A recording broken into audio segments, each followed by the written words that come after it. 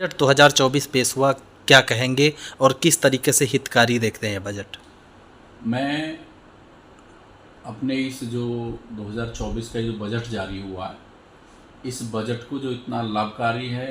इतना फ़ायदेमंद है, उसके लिए सबसे पहले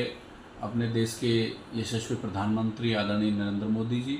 और अपने देश की बहुत ही प्रतिभावान मंत्री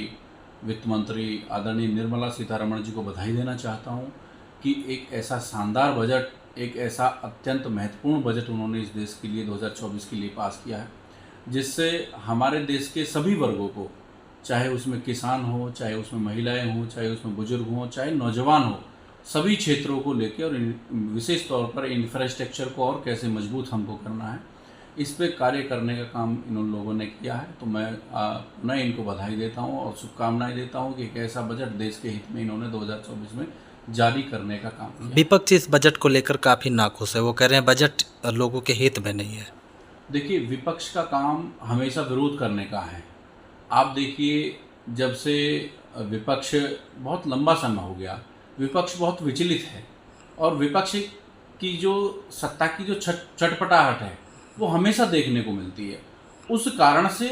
हमारे जो पार्लियामेंट के अंदर जो अच्छे कार्य होने चाहिए, जिन पे विपक्ष को कहीं ना कहीं उनको भी किसी न किसी रूप में कहीं ना कहीं मौन सहमति या किसी प्रकार में बताना चाहिए कि हम इस बात पे सहमत हैं या इस बात पे नहीं है, तो वो उसको उस तरह से ना बता के जो विरोध करने वाला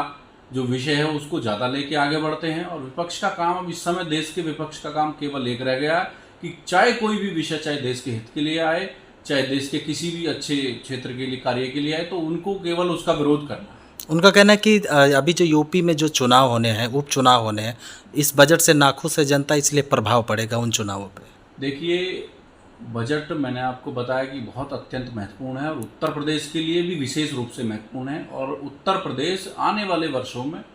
आदरणीय योगी जी के नेतृत्व में जो $1 ट्रिलियन की जो अर्थव्यवस्था, उसको लक्ष्य को प्राप्त करेगा। और जो विपक्ष का कहना है,